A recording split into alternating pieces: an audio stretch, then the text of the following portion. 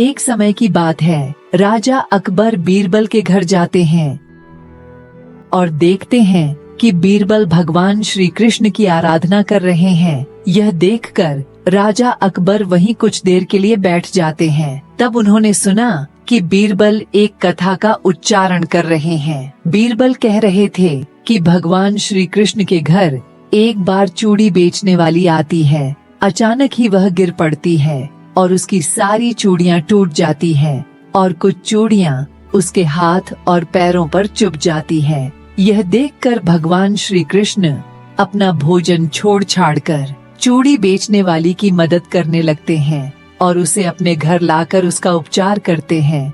और कुछ ही समय बाद कथा समाप्त होने पर बीरबल उठते हैं और देखते हैं कि उनके घर बादशाह अकबर आए हुए हैं। बीरबल बादशाह का स्वागत करते हैं और कहते हैं कि जहांपना कैसे आना हुआ, राज्य में सब कुछ कुशल मंगल तो है ना।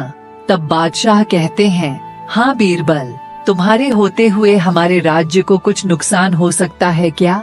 हम तो यहाँ से गुजर रहे थे, तब सोचा कि तुमसे मिलते चलें। और कुछ देर ऐसे ही राजा अकबर और बीरबल आपस में बातें करते हैं और तभी बादशाह अकबर बीरबल से पूछते हैं कि तुम्हारे धर्म ग्रंथों में यह लिखा है कि भक्तों की गुहार सुनकर श्री कृष्ण पैदल ही दौड़ पड़े। उन्होंने न तो किसी सेवक को बुलाया और न ही किसी अपने को। ऐसा क्यों बीरबल? मुझे इसकी वजह समझ नहीं आ रही। क्या उनके पास सेवक नहीं थे?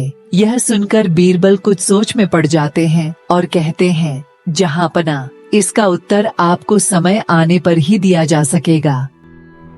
इसके बाद बादशाह अकबर वहां से चले जाते हैं। तब बीरबल सोच में पड़ जाते हैं कि अब बादशाह को कैसे बताएं कि ईश्वर अपने भक्तों की मदद करने के लिए एक क्षण की भी देरी नहीं करते हैं। और ऐसे ही कुछ दिन बीत जाते हैं।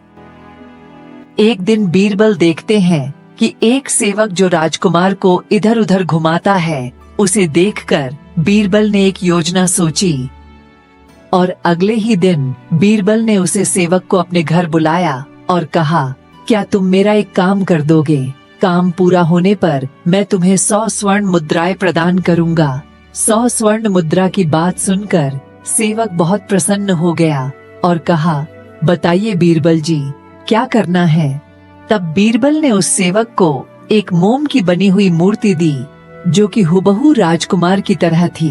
मूर्ति पर सुनहरे कपड़े और हीरे लगे होने के कारण मूर्ति बिल्कुल राजकुमार जैसी दिखाई दे रही थी। बीरबल ने नौकर को अच्छी तरह समझाते हुए बताया कि उसे क्या करना है। बीरबल ने कहा, जिस तरह तुम प्रतिदिन बादशाह के पोते को लेकर उनके सम्मुख जाते हो, उसी तरह आज मूर्ति को लेकर उनके सामने जाना और बाग में जलाशय के पास फिसल जाने का बहाना कर तुम वहां गिर पड़ना।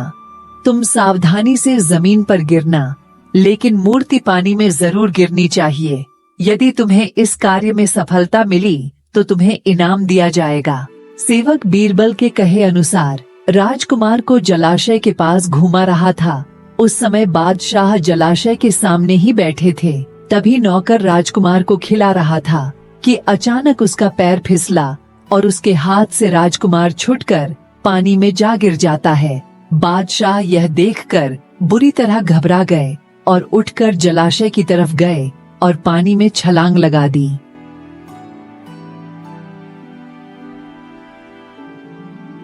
कुछ देर बाद मोम की मूर्ति को लिए पानी से बाहर निकले।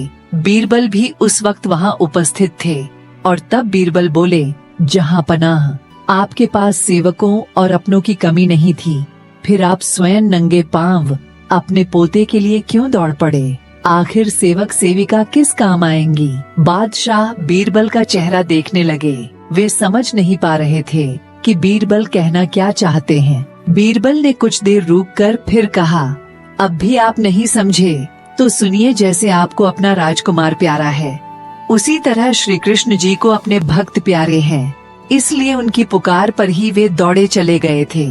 यह सुनकर बादशाह को अपनी भूल का एहसास हुआ। तब बादशाह ने कहा, बीरबल, तुम जैसा बुद्धिमान इस संसार में कोई नहीं। इस कहानी से हम यह प्रेरणा मिलती है दोस्तों कि भगवान सबकी मदद करते हैं और भगवान अपने भक्तों का साथ कभी नहीं छोड़ते। कहानी अच्छी लगी हो तो इस वीडियो को लाइक करें और कमेंट में जय श्री कृष्णा लिखें। धन्यवाद दोस्तों।